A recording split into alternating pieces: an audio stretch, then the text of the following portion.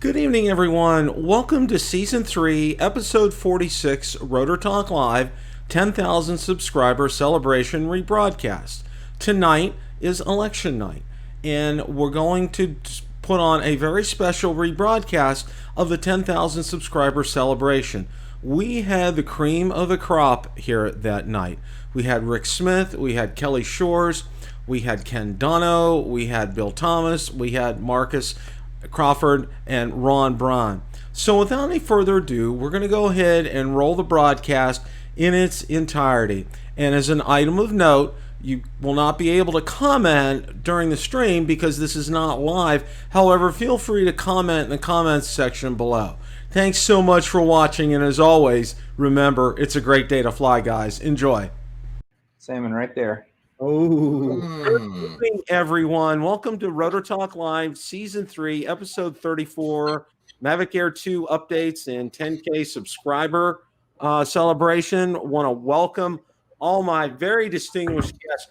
I have the cream of the crop as far as drone reviewers are concerned, okay?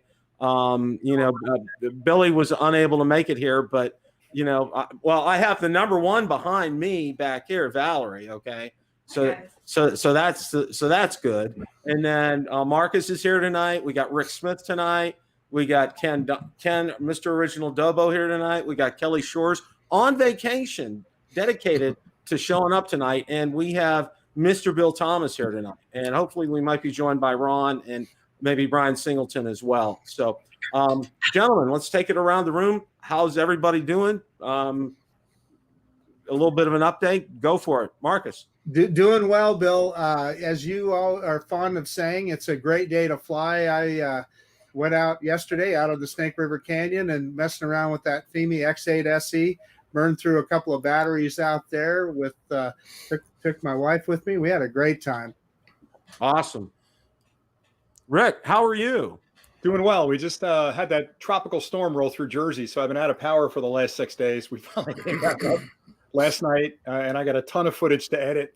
I know Dobo and you guys beat me with the Mavic Air 2 update, but I'll have the DJI Fly update up tonight, and I'll have that one up tomorrow. So I'll be curious about your thoughts. Awesome. Kelly, how are things for you? I always wait to go last on those updates, and then I can just, watch you guys' videos, take notes, and regurgitate what you say. So that's my plan. No, so I did something super awesome today. So cool. I flew my first bando. You guys know what a bando is? It's yes. Abandoned building, so I flew an abandoned putt golf course today. Oh, wow. Seriously, it is a putt golf course that has a full-size, a giant replica of a freighter. It has a replica of the Thousand Island Bridge that goes across from the U.S. to Canada. It has a replica of this big tower that's over on the Canadian side. It was awesome, and nobody was there. I plowed through that thing. It was a little windy, and I actually lost signal a couple times. I had to go searching for my drone, but I'm going to make a video about that using the DJI digital FPV system, which if any of you guys have not had a chance to try it, you've got to try it. It's so amazing. Awesome. Mr. Bill Thomas, how are you this evening? I'm doing pretty good. I just want to say congratulations, Bill, on 10,000 subscribers. Good job. Glad that you've gotten there and keep going. And today happens to be my birthday. I turned 55 today. Well, a very happy birthday. So it's kind of cool. The guy you're a speed limit. That's the reason I have this. My wife got this for me. Oh, that's your birthday present. Wow. Yes. You are a very blessed man, I'll tell you that. Yeah, but other than that, just the same stuff. I did update the firmware on my Mavic Air 2, so I'm sure I will jump in with that discussion in a little bit.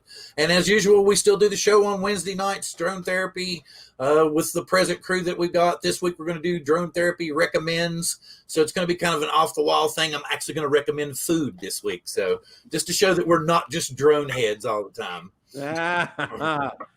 Ken, how are you doing, my friend? I'm good. I guess God struck me down for making fun of Kelly's internet. My internet literally went out after I started razzing him about it. Dude, look at my angel glow. You really I can't. know you're messing with my internet, man. That was too weird. I literally made fun of his internet, and then bam, my internet went out. So random. Well, tonight we're I'm gonna start out with this.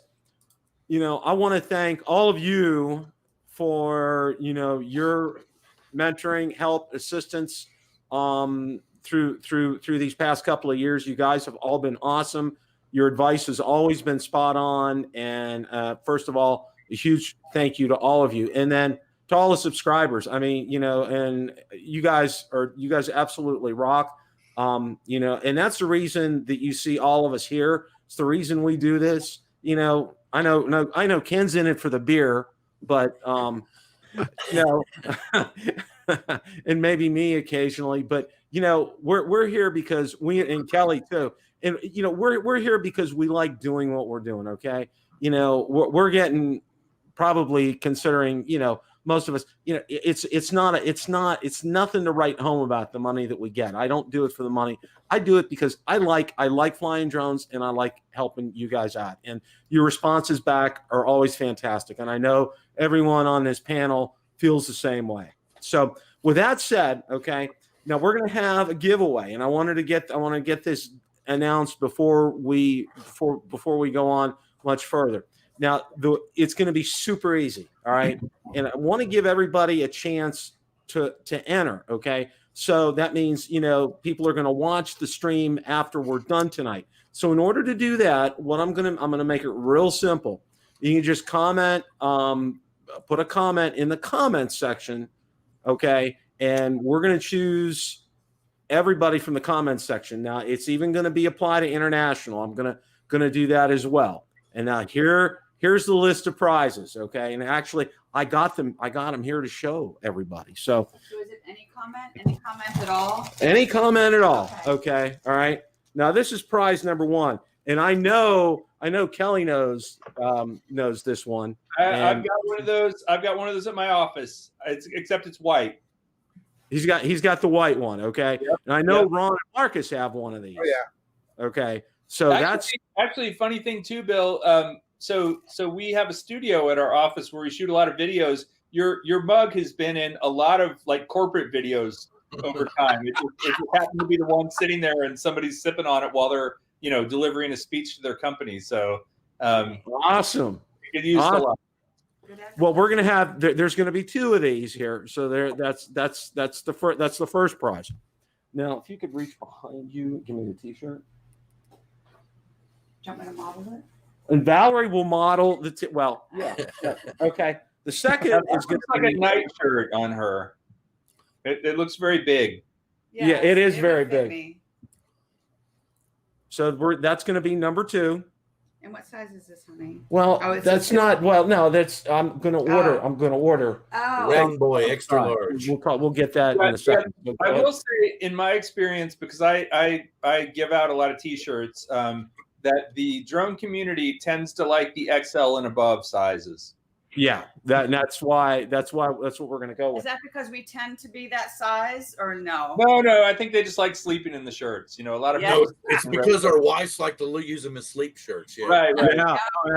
Now the grand prize is going to be a T-shirt and a cotton polo shirt. Okay.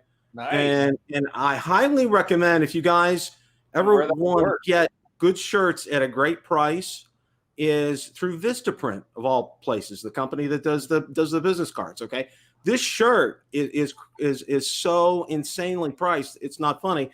And the logo is sewn on. It's not an applique. It's completely sewn on here.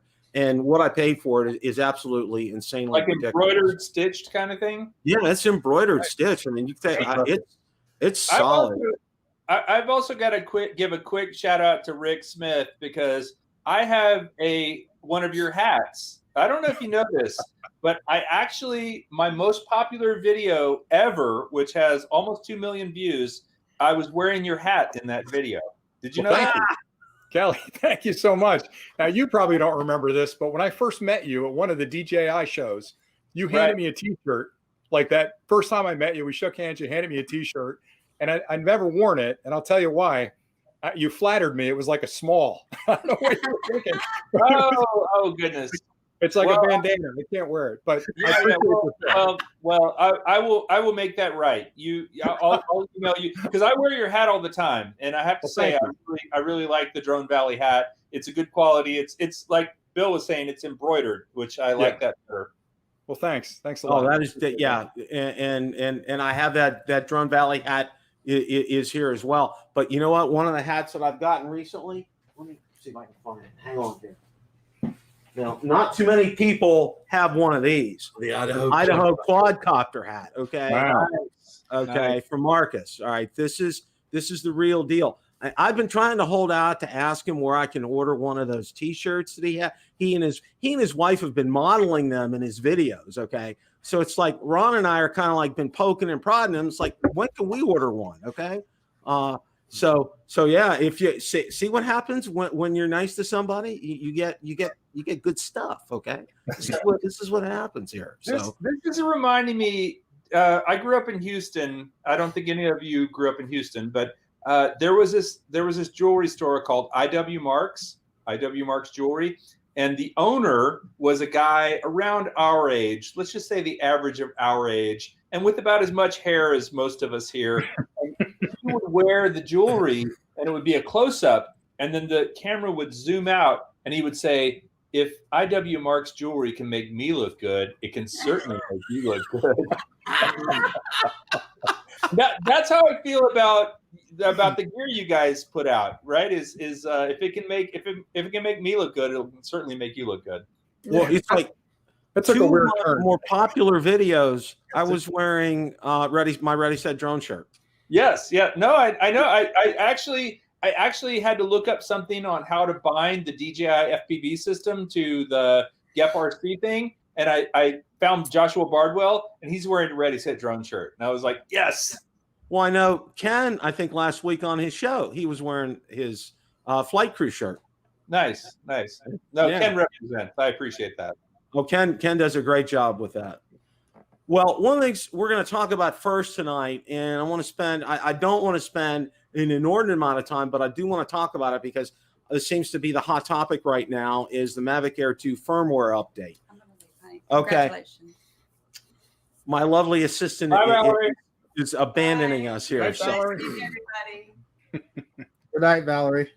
Good night. So, and what I'm going to do is I'm just going to go through a brief rundown of what's been done on the update, and then I want to spend some time. I'm going to go over the panel, and I know Ken's already put out a great video about it, and I want to get all your thoughts about this here. So, let me go ahead and bring this up.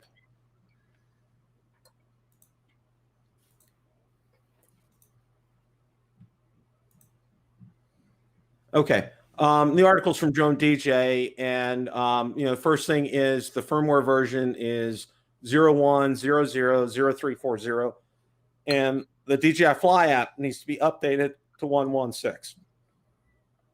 Now, the changes for this, APAS safety settings for obstacle avoidance, it disables sideways flight, and here's a graphic of that, which is interesting. And now the big thing on this is the camera settings, okay? Now, new zoom control next to the record button right there, and then new zoom options in the video settings. And, it gets into detail what it can do. 4K narrow, 2.7K and 1080p. Shooting in 4K narrow will allow you to zoom in digitally 1x and 2x at 30 frames per second. Shooting at 2.7 will allow you to zoom in up to 2x at 60 frames per second. If you're shooting 1080p, you can zoom up to 4 times at 60 frames per second. That's pretty much the nuts and bolts of this. I wanted to go around the room and get your thoughts on this and see what you guys think. Marcus, go for it. Well, of course, it's exciting, right? I mean, anytime that they add features for us, it'll be interesting. Now, I've messed around with that active track quite a bit, so it's going to be interesting to be able to tell it not to move sideways. That way, you're not going to worry about it going sideways into a tree or something like that. And then that zoom is just going to be phenomenal. I can't wait to mess around with it. I'm charging 3 batteries right now. Hopefully, get out tomorrow and try that out. But as you said earlier, Bill, does that make my Mavic 2 Zoom obsolete, right? And, one more thought. DJI, I need you to get that smart controller working with the Fly app so that we can use that with the Amen. Mavic. You just robbed me of my. Anyway, so that's my 2 bits. Rick, what are your thoughts? Yeah, I've been playing with it for about a week now, and I'll tell you, it's impressive. It really is. And I love the fact that these platforms are extensible, where they release them. It's almost like buying a car and you come out in the driveway the next morning and you get twice the gas mileage, right? Because they've done an update overnight. So I love the fact that they're constantly pushing the envelope. I think, and I'll let the other guys comment on this as well, but I think what drove them to this sort of zoom, which is fantastic, by the way, because it's a digital zoom.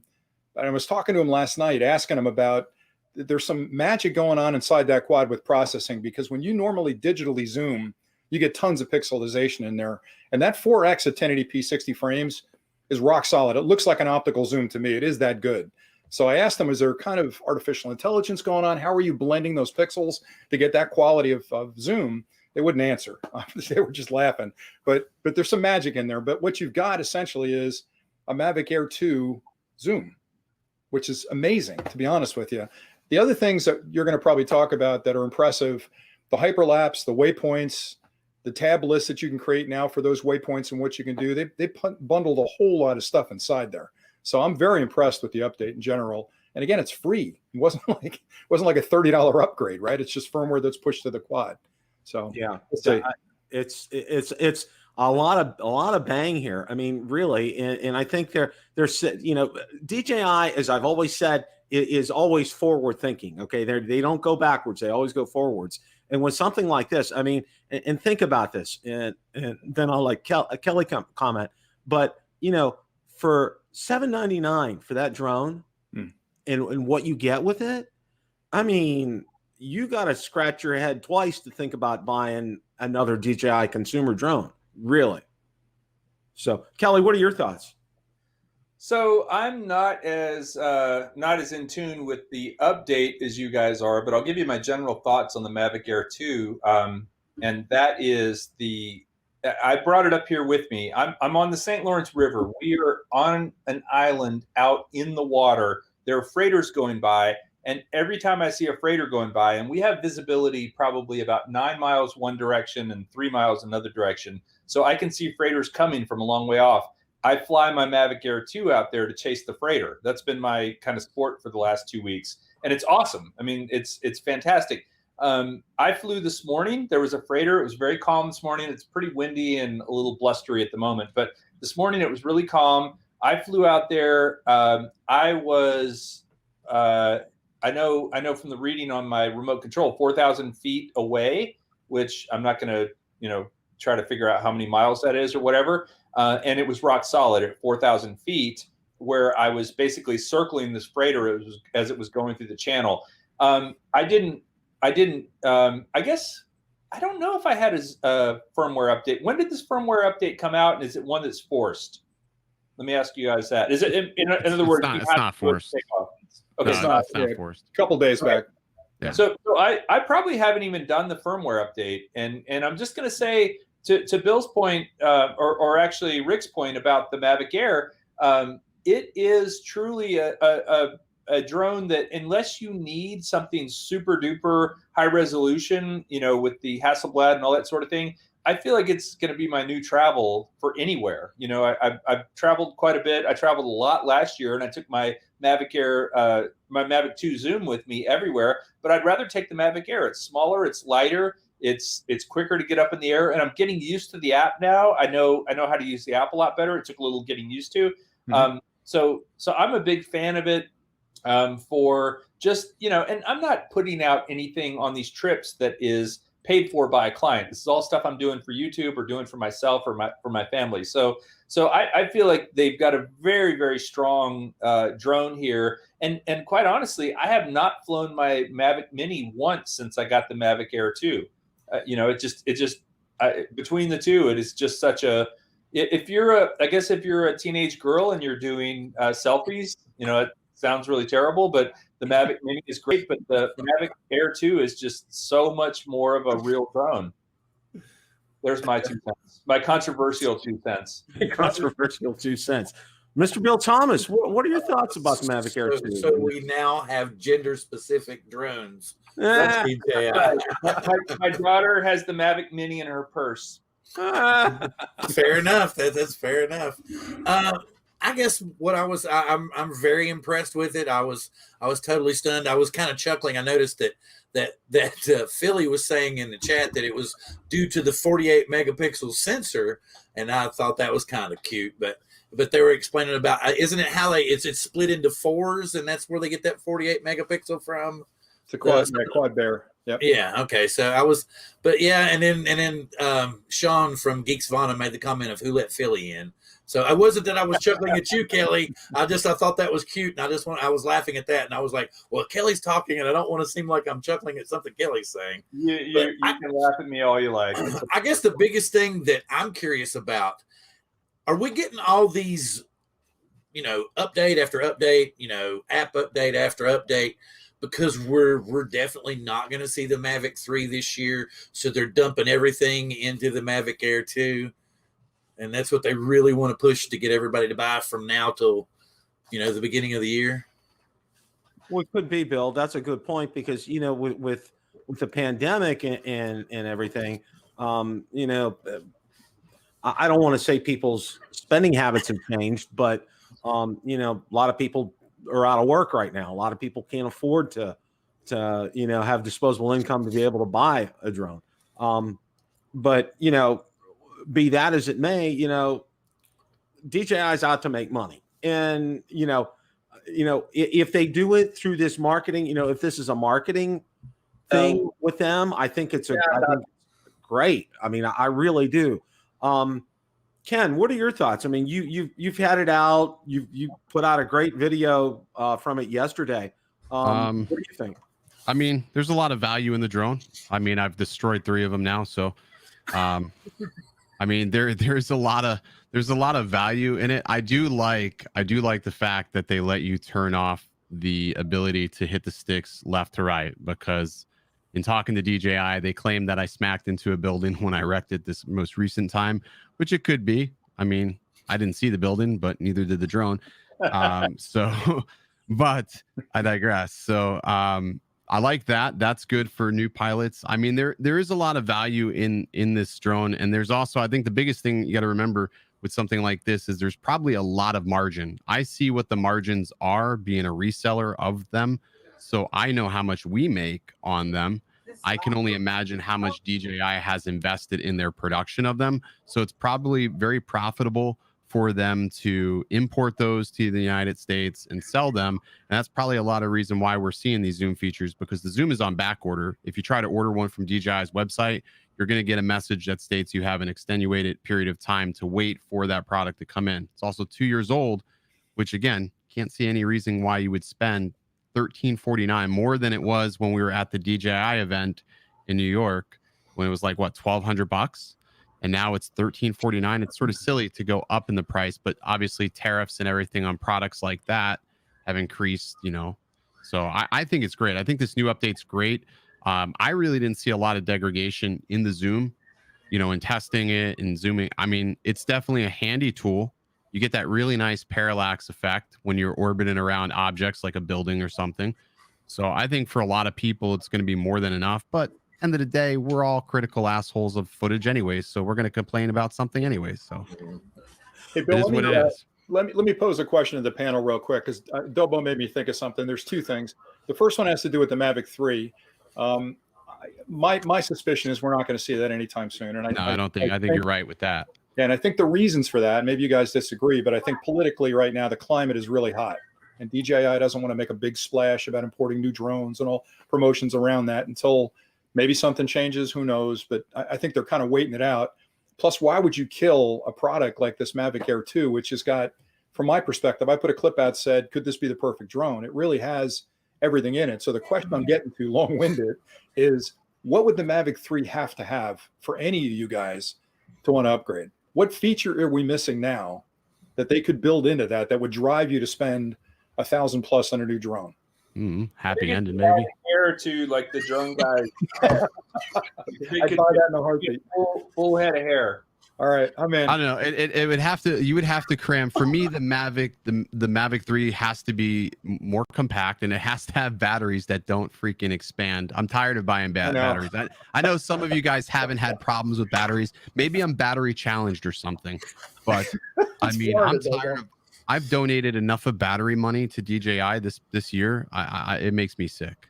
Yeah, it was like, when Ken and I went flying by the Skyway Bridge here, he landed and he was getting ready to change his battery. I said, take a look. And he looks down at it and I'm like, that's not fitting. And it's just like, it won't click. And I'm like, oh God. I'm lucky I didn't lose that in the water that day. I'm just tired. I don't know. Like I was about to rage quit the Mavic 2 Pro today because again, trying to unlock with the smart controller near a small Class D airport, it wasn't having it. And I battled with it for like 30 minutes. So that drives me nuts. But I don't have that issue, funny enough, with the Fly app. I think the Fly app is like the fastest unlock I've ever seen for GeoZones. Like you get approval so quick through it. I don't get it. I think it's more forgiving too, Dobo. I think it's more forgiving than it is. I go 4 as far as the zones. The 4 is insane. Does it have to do with heat and humidity being in Florida? I don't know, because like I've talked to some people, they don't have an issue, but then like other people do. I mean, I store the batteries at roughly about 60 to 70%. Now I fly like literally every day for clients. So, I mean, that could have a little bit more to do with it, but I don't like, and I also rotate. I have like 7 batteries that I'm rotating right now. So then I have some batteries I haven't even touched. So, I had some problems with the Mavic Pro originally, swelling, but I've never had a Mavic 2. I've had the Mavic 2 Zoom and the Mavic 2 Pro, and I've never had a problem since the Mavic Pro with battery swelling. I think it's just like maybe individual, like there could be some bad batteries in a batch, I would imagine. And I'm sure, my luck, that's what happened. Hey, Dobo, are you charging those batteries on the run? You're not using like an inverter in your car, are you? No. I don't charge them in the car. It's funny you mentioned that, Rick. I've actually lately, I've just been when I'm shooting, and then like if I have to take my bag off, and I don't bring any gear into customers' houses anymore, I actually leave my car running with the AC on, just so it's not like sweltering hot when I put gear in there. Because there's other batteries like camera batteries. I've had a couple of camera batteries split from the heat. I mean, yesterday heat index was 105, so. Yeah, I was just going to say a lot of those inverters, some of them I should say, don't have a pure sine wave, and that'll drive some of the charging circuits nuts. So you can cause damage to them that way. But you seem to go through a lot of batteries, man. I think it's the Florida thing. I'm with Kelly. It very well could be. I'm not entirely ruling that out, but I've also had people like in New York. I mean, one guy lost his quad in the Hudson, just completely lost voltage and went down. So I mean, they're definitely. They gotta like sort of think about what they're doing with the battery tech. It's got to get better. That's what I want to see. So back to the question, not to hog the conversation, but any other suggestions for the 3? I've got one that would make me jump. But go ahead. Let me see what you guys come up with. Well, before that, I want to welcome Mr. Ron Brown. Thank you for joining our esteemed panel tonight. Ron, you got my note about the dress code tonight too. So nice. Yeah, I work well together on these things. So thanks for the warm welcome, gentlemen. Sorry I'm late tonight, and I want to give I want to congratulate Bill on his 10,000 subscribers, and I also want to congratulate Bill Thomas on his 39th birthday today. Thank you. Rick, I was going to answer your question here. For me, for the Mavic 3, it's gonna have to have a camera the size of a Mavic 2 Pro that'll rival the camera in the Phantom 4 Pro V2.0. That's the kind of thing I'm going to say game changer, because you want a mechanical shutter. Is that game changer too? Yeah, I really think that makes a difference. Oh, it does. I want to see one that shoots to see fast. Like 86 SD cards, 8060 little SD cards all together. I'm tired of losing them. We can dream. Dude, I've ejected more SD cards this past month than you can shake a stick out of the Mavic Air 2. It's almost comical. It's always in tall grass, right? Right, yeah, and I'm sitting there searching around like an idiot. Right. Any other suggestions? Magnet to pick it up. So go ahead, Marcus. going to say automation like by Skydio too. If the Mavic 3 can sell my Skydio 2, right? Have that kind of automation, then yeah, that'd be a winner. Well, I heard a jab at Sky, or what I thought was a jab at Skydio earlier. Somebody mentioned about a $30 add-on package that we're going to probably get in a couple of months from Skydio, I guess, about getting the extra. Yeah, don't get me started on those guys. I'm very frustrated with them right now for a lot of reasons. I'll get it out. Let me air it now. I'm very frustrated that they put packages together a year after they started selling the drone. How many of us bought the drone, bought extra batteries, bought the controllers, and now all of a sudden there's a package out there? Right. Yeah. I'm not cheapskate, and I know things change and sales come up all the time. But if you're going to do that, at least look back on your customer base and say, hey, we noticed you spent almost $2,000 with us.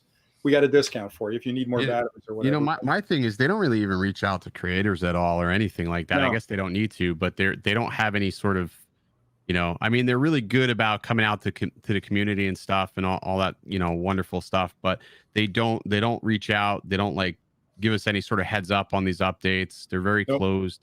But yeah, they don't even list them. Like what I like about DJI is you can go to the release notes and see exactly what was changed in each of the updates. Yeah. With Skydio, it's just an update that shows up, and then you have to figure out what's changed in it. Now I'm beating on them, but I think they're brilliant as a company. I love them as a company, but I'm frustrated with their consumer facing side. I think it's because like Adam said, they're a software company first and then a hardware company second. They just don't have that mentality. Like a typical brick and mortar, you know, hardware like DJI, they sell hardware, right? Yep. So I think that their mentality is different. They'll probably get better. It's going to be things that are going to be trial by fire. Plus, too, I think if you think about it, they probably were overwhelmed with the number of pre-orders they got. They're still behind, right? And then COVID didn't help anything. So they're probably like they don't know what to do, you know, with all these orders. So they're probably trying to piece things together. And then people were probably mad with them not being in production.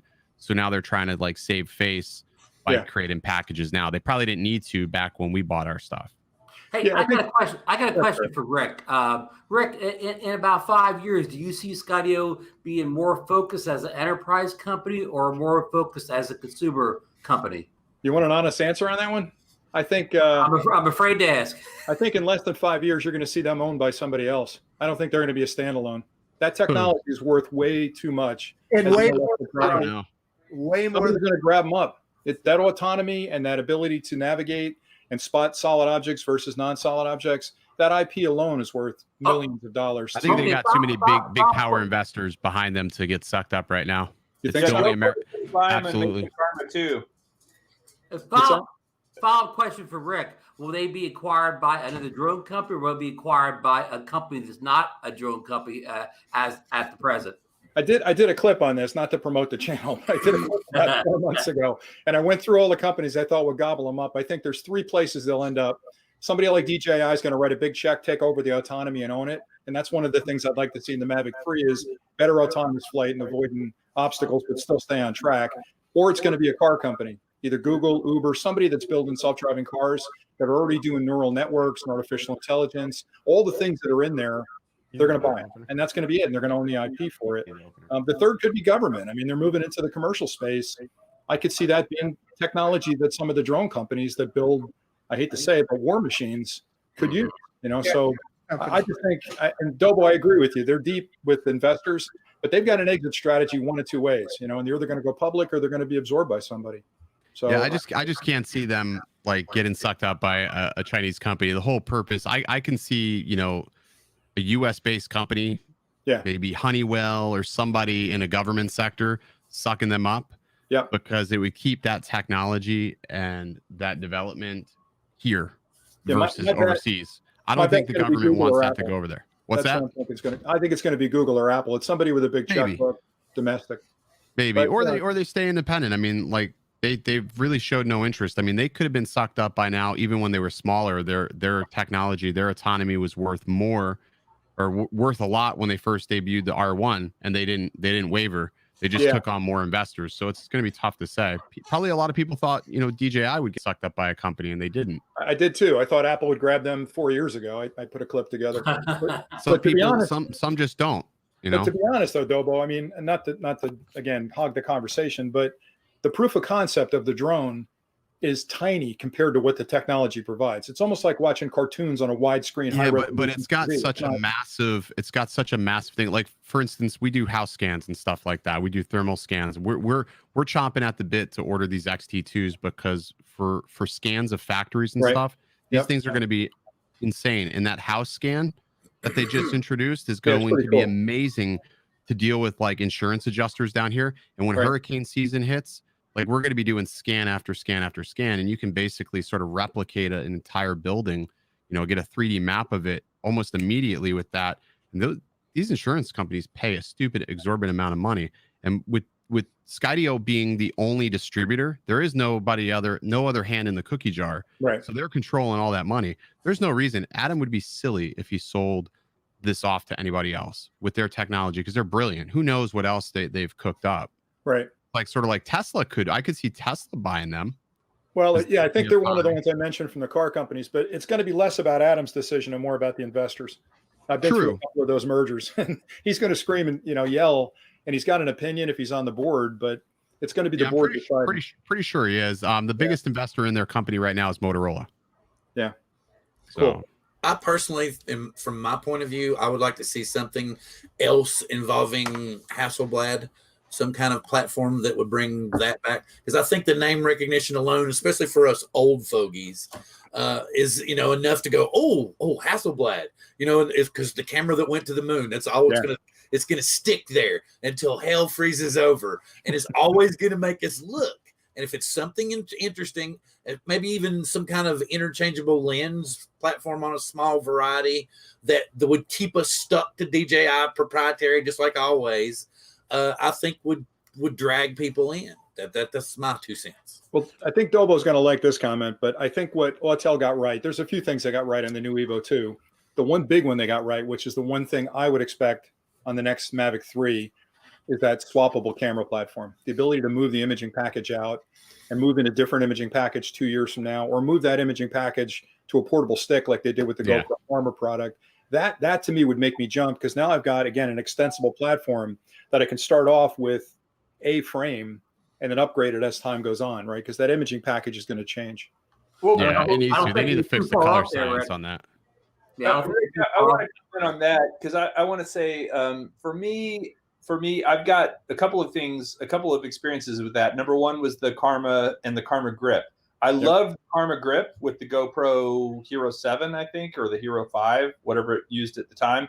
But I never, ever put that into or out of my drone. Like they were two separate things for me. I had a different system. But then also with the Insta360, if you guys are familiar with Insta360, they have a very modular camera right now. Yep. But I don't ever find myself switching. I have the 1-inch and I have the 360 version. I don't ever switch between them. I have two of them and I use them separately. Like, they're totally, for me, I don't like that process of, and I often use them together. So where you hit the mark, I think, is an upgradability. Is if it was something where it was like, okay, you can buy this today and it has a 1-inch sensor and it has all these, features on the camera, but 6 months from now, we're going to upgrade the camera and you can get a better camera, or you can get a 360 camera, or you can get a thermal camera, or you can get Zoom, Zoom or something. Yeah. But I don't want something that does basically the same thing, just a little bit better. I want something that does something different, you know? So. Yeah, cool. Yeah, I agree. That's a good point, Rick, with the Evo 2, because having that platform, being the same physical drone with the same components except for the swappable camera, that was an absolute genius with Autel. And as I've always said, and I've told this to Ken, because I know Ken had an X-Star Premium as well as me. The one thing that Autel really does well, and they continue to do well, is the hardware. That's one thing that's really impressed me throughout all their drones. They've always done really that's been their strong suit, and you can tell. I mean, these drones are solid. They're well built. Okay, they don't skimp on things. Where the issue was, and I know Ken will agree with me on the X-Star Premium, was those software updates. Yeah. God, they took months, and it almost felt like years before Pretty we got quick on the now. XR Premium. And when they did, the final one was just a beta. They never made it. They never really put it out. So, and I think that's what kind of killed the XR Premium. I mean, that was a drone that had a lot of good potential, but again, that software and they have gotten exponentially better with the first Evo and now with Evo 2. They have made a lot of strides in that area, and they're working. And see, their big thing was the timing, okay? Because I know Ken knows this all too well, how long they took for their updates, okay? It seemed just like it was like, you know, put your watch down, don't even look at the date because you don't know when it's going to come. Yeah, I think with DJI, going back to them with the extensible platform, I think they're kind of in that wheelhouse, right? Because they already make stabilized gimbals, they've got imaging experience, they've got, and I like Kelly's approach of maybe I'm not going to put 5 different cameras on that drone, but if I buy it today with a 1/2-inch sensor, 48 megapixel with the quad there, and down the road they come out with a 1-inch, and I think, you know what, I'm really enjoying this hobby, and I'm going to start doing commercial like Dobo and myself and the rest of you. I need a better sensor. Or maybe I'll slap a 360 on there and play with that for a while if it's not terribly expensive, right? Gives me the option to move on to different things and then move it to a handle if I want, if I'm going on vacation. Maybe I can't fly the drone and I want to walk around and use it as What do stable. you guys think about the rumors of a racing drone, of a FPV drone? Is that if it looks like what they're going to do, they need to quit while they're ahead. They need to just stop while they're ahead. I can't believe they haven't done it, Kelly. I mean, they make everything already there, right? The problem is they're going to monopolize it. Everything needs to be modular. It needs to be 100% modular for everything. I don't think they should put together a complete package. They should just make it modular. Make it like a modular frame, I think, or at the very least a stack, like an ESC, like a good stack, a top of the line stack where you can put it into other frames, other chassis. I think that would be a good idea. All right, So quick question for you. There. I think they make good, like if they made a good stack, because there's a lot of garbage out on the market right now. But if they made a good stack, I would be happy with just that versus actual complete frame. So what do you think the percentage? I just talked to a distributor like a week ago asking this exact question because I have the same suspicion they're going to come out with some type of racing drone. They should have already. What do you think the percentage of kits versus ready to fly FPV is comparatively? Like people that buy the kit and build it or build it out of various components versus just give me one that works. I think so here's what I've talked to, like with race day quads and whatnot. They sell a lot more parts to build than they do kits. The kits will inherently sit on the shelf longer because there's sort of sweat equity built into that price. Like it's $460, and then if you priced everything out individually, there's about $100 worth of savings in some of these quads. Now there's certain ones I've seen where it's like, all right, well, that's going to be a pain in the neck to build.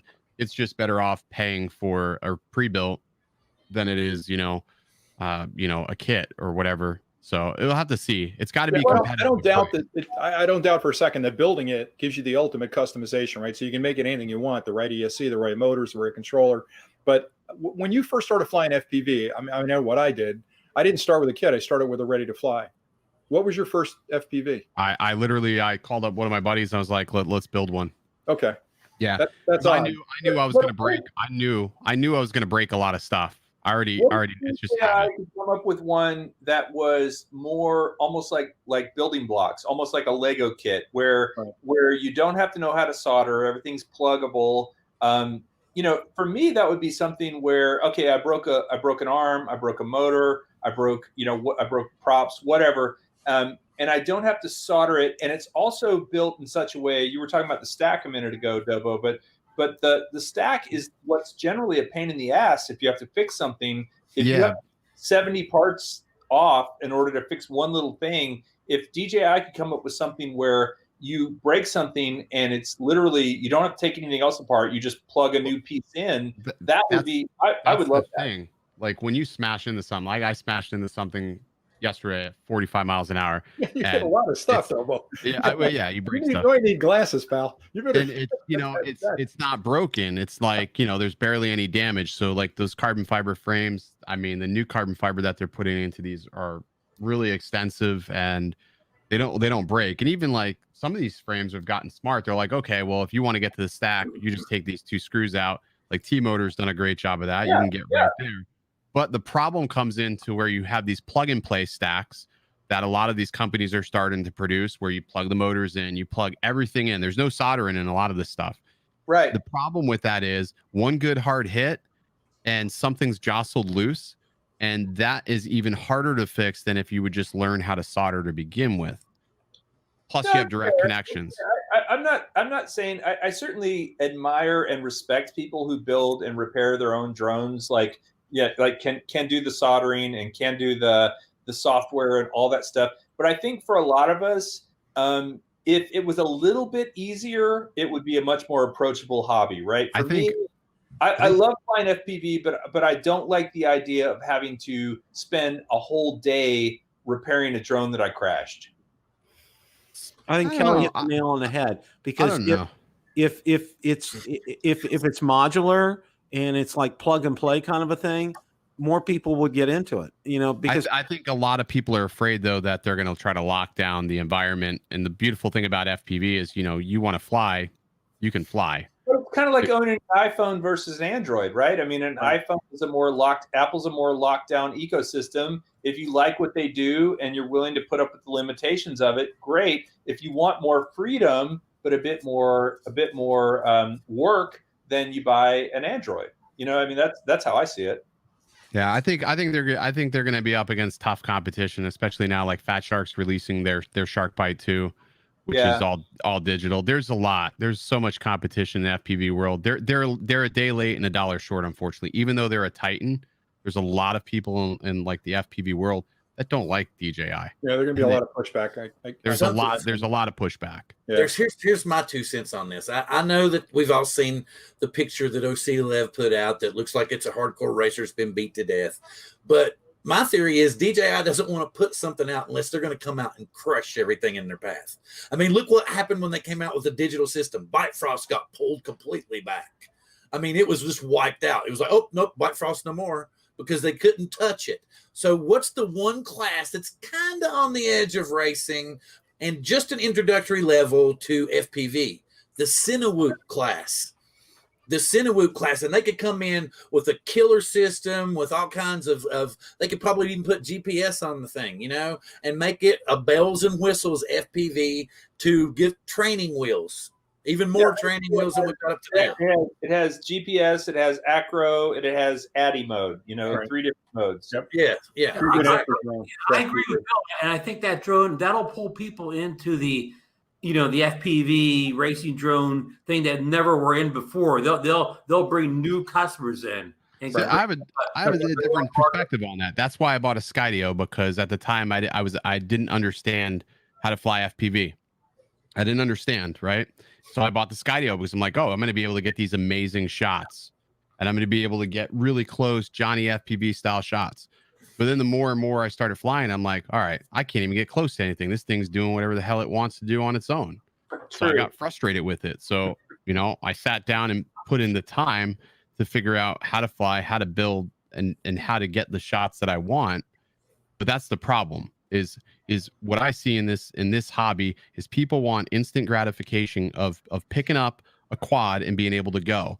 But that's the problem, because nobody wants to put in the work to learn how to fly.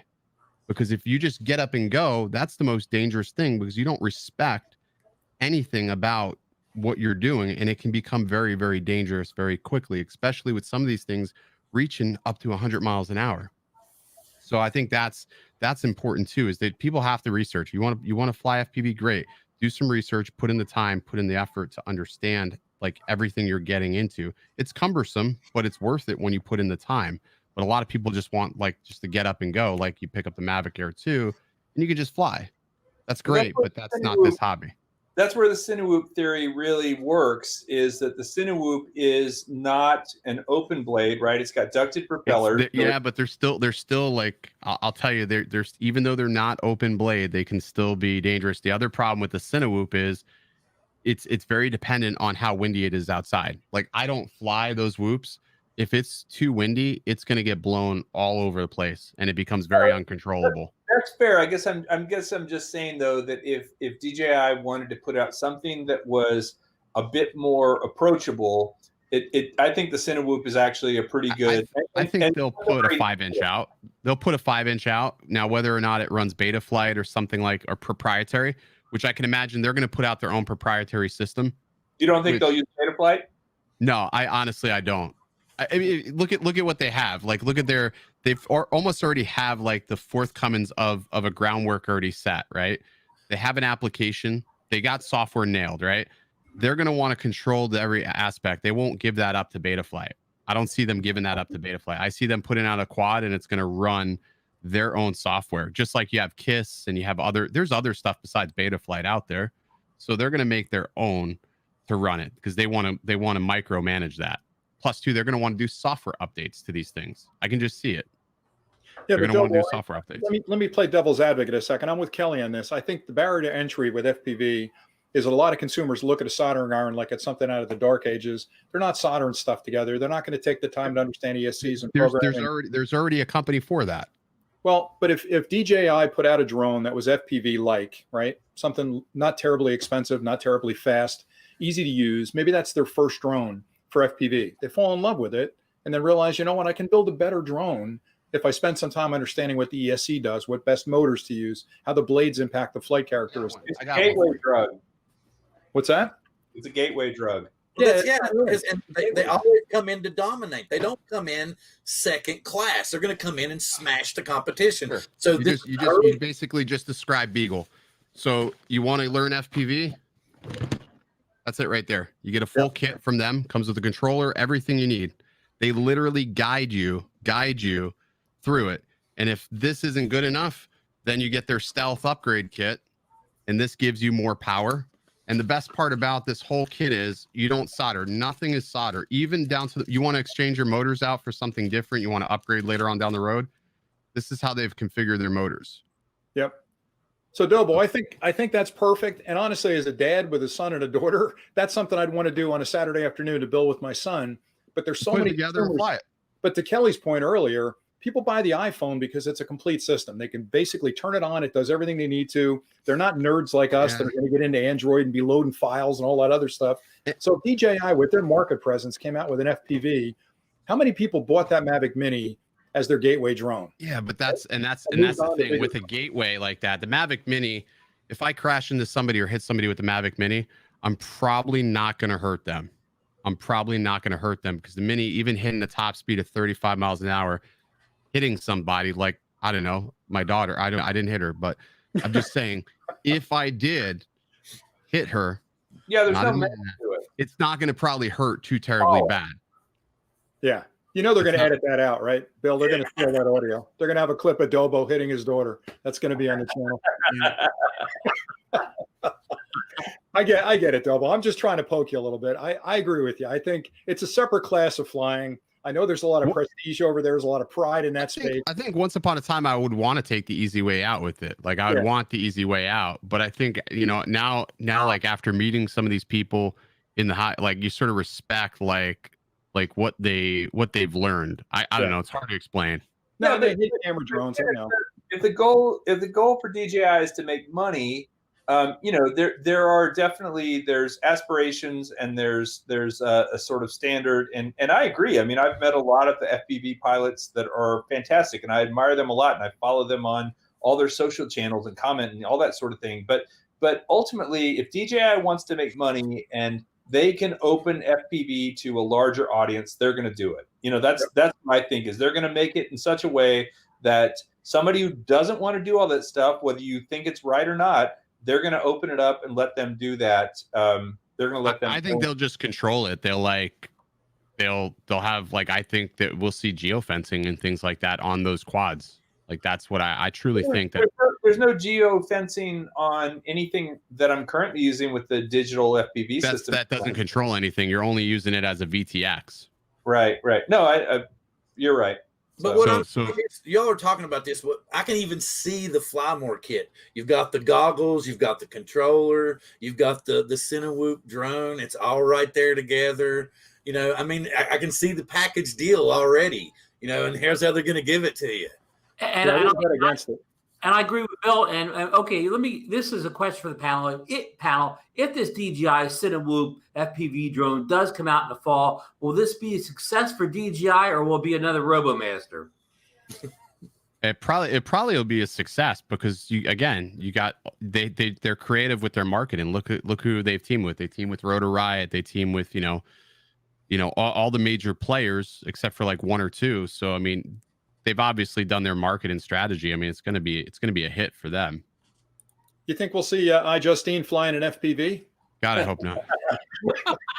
Oh, God. One of the things Sorry, I had to wanted to stick that get in there. to before we wrap things up tonight is, and everybody always told me, I need to expand my horizons. So, some of you know that I've been recently a Fimi X8 SE 2020 aficionado and have been flying that. Well, I did actually come upon a serious issue with it. And what the issue is there's this intermittent loss of signal in specific zones in areas. And it's one of these ones that defies any kind of explanation, because when I would go out straight out from where my house is and come back, I had no issues at all. It was when I would go diagonally down the other end of the lake, the large end of the lake, and it's right around past right at 1,000 feet.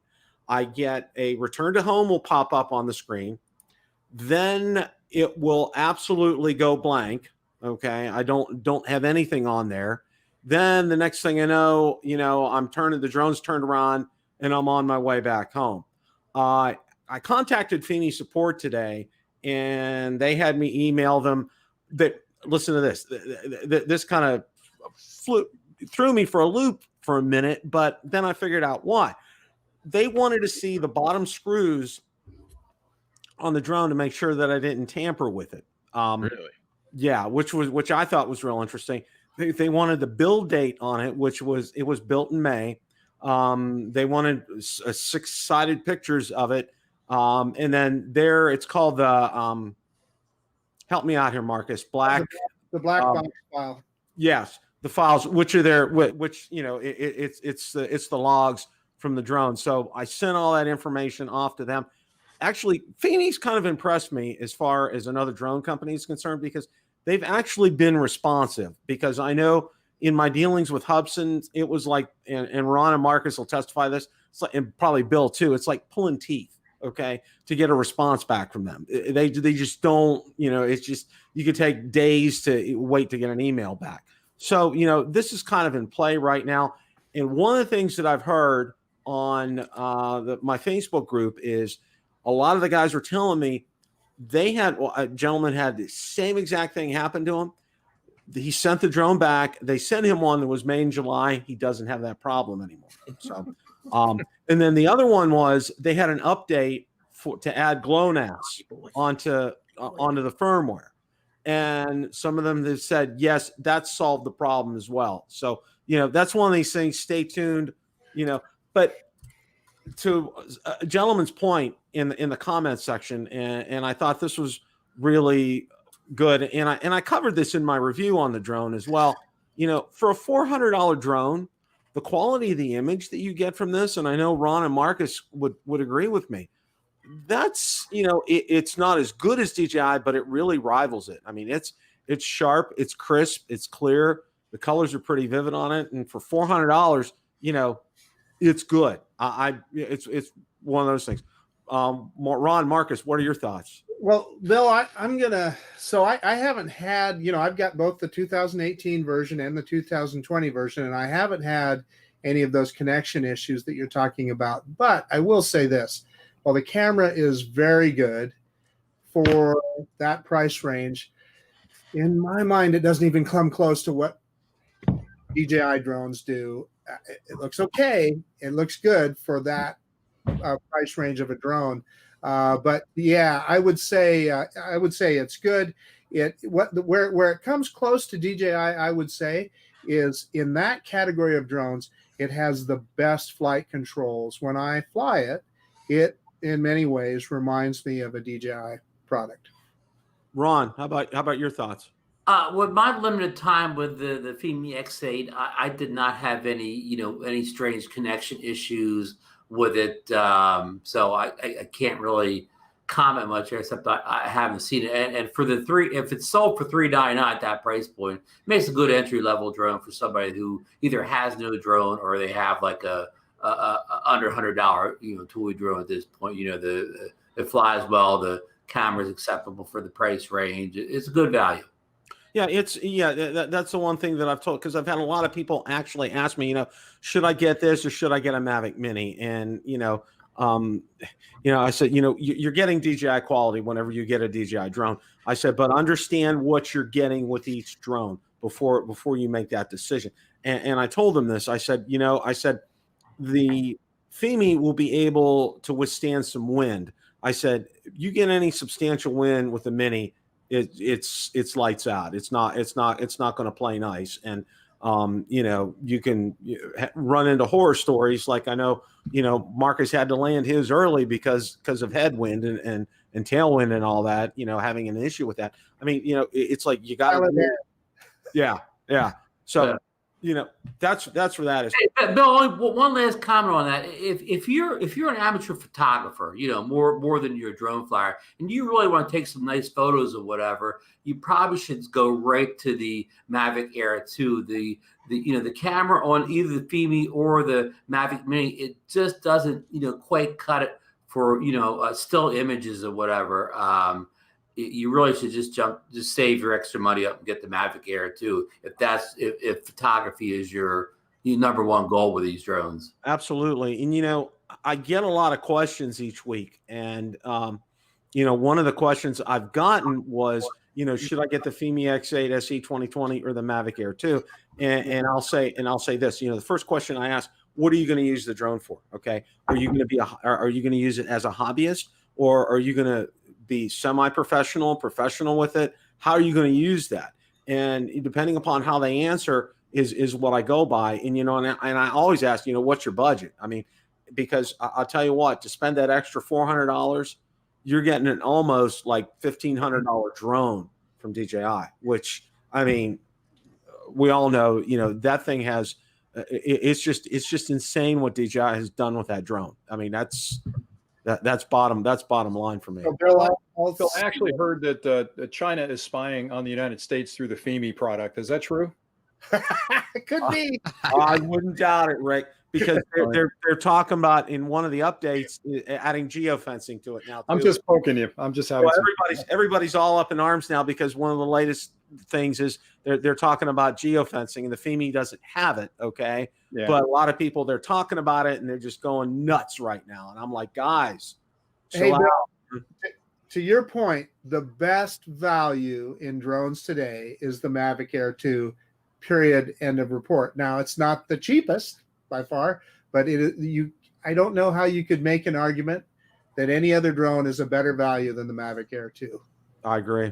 I totally agree. Yep. Absolutely. Especially with the latest round of updates. Yep.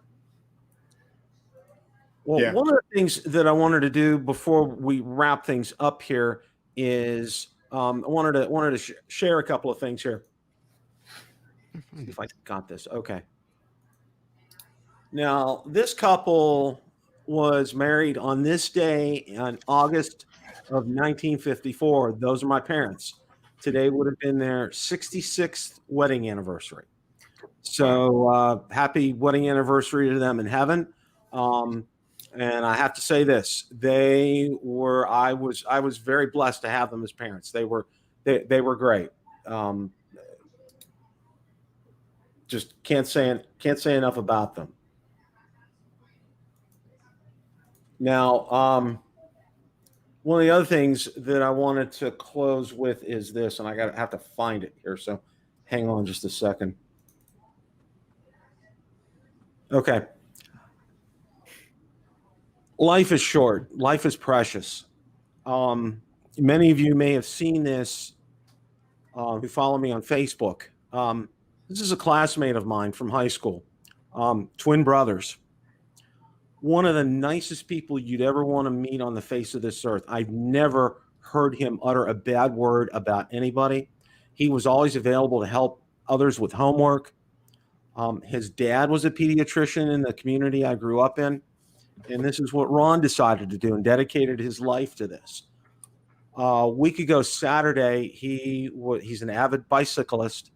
He was hit, and this past week he passed away. Just as a reminder to us all that each and every day is precious. And, it's like, when I've been posting in my groups, because there's been a lot of infighting in the groups for one reason or another. Mr. Rogers said 3 things in life to be successful: be kind, be kind, be kind. And that's what Ron was. He was kind to everybody. Just incredible accolades on a page that was set up for him. This one really hit home with me because I knew Ron pretty well. So, it's just a reminder to us all, life is a very precious gift, and to live it to the fullest each day, and, mend your fences. If you got something going on with somebody, kind of get it taken care of here. So, well, that's all I wanted to do on that score tonight.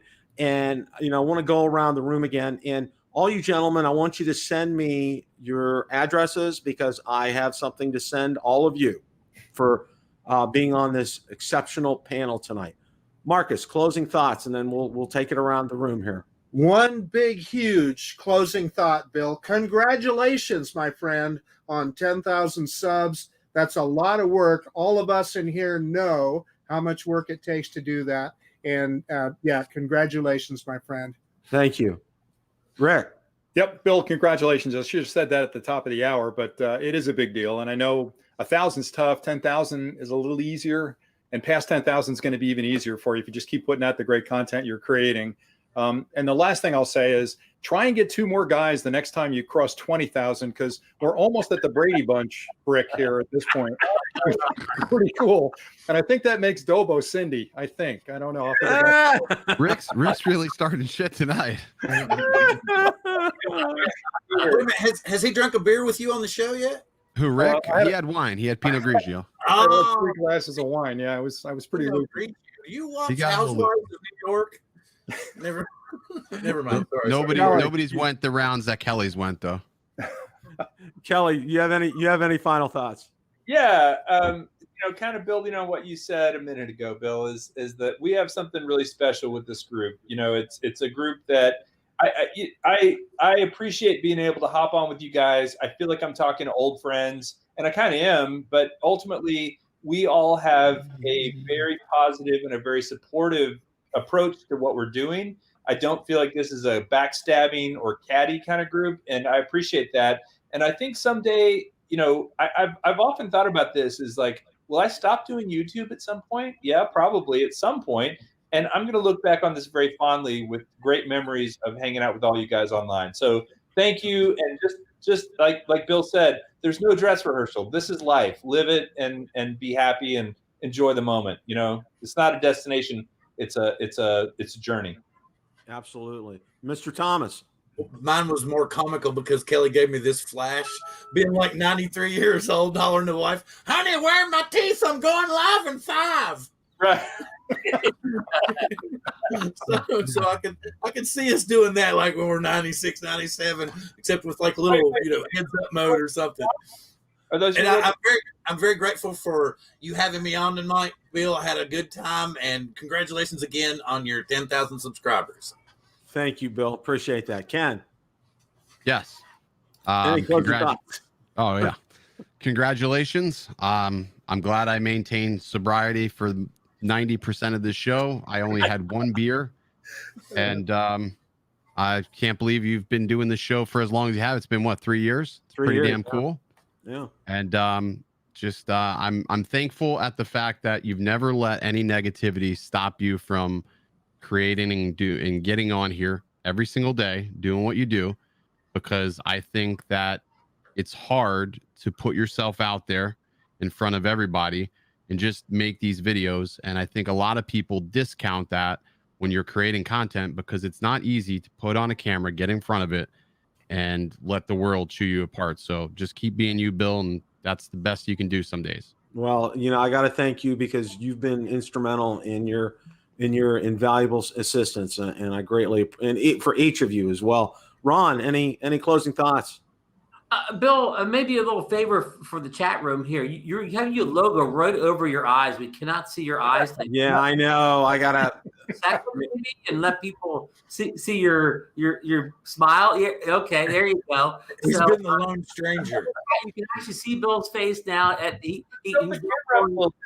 tonight. Yeah, I said it once, but I'll say it again. Congrats for 10,000. I know you put in a lot of hard work. I've been, with you for most of that 3 years, either in the chat or on screen. So I'm honored to be, a part of, what you've done. And I was honored to be part of, when you and I and Bill Thomas, did almost a year of great shows. That was a great experience also. And all these gentlemen here, Marcus, who I do a show with, is, he's such a good, a co-host and friend, and Rick Smith, who's helped me answer a lot of questions. Always been supportive of me. Sends me. I don't have your cup here, but I just use your coffee mug this morning. Great. And Kelly, who I met at Spin Up, who's again always been helpful and inspires me to do better things and be more like him, and maybe Kelly, maybe when YouTube disappears,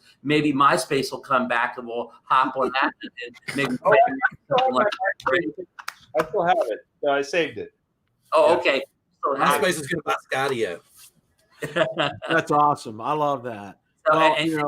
And Ken also, Ken's also been a big inspiration to me. I've loved the work he's done. I mean, he kind of does it like nobody else does out there, and I really appreciate that. And so I want to thank the whole panel, and thanks for being on here. I'm going to quit talking because I'm going on too long. I'm like at the Academy Awards here. Good night, everyone. The chat. Thanks for joining the conference. Thank you so much, Ron. Well, my closing thoughts for each and every one of you. Want to thank Ron and Marcus. You guys have been instrumental in helping me.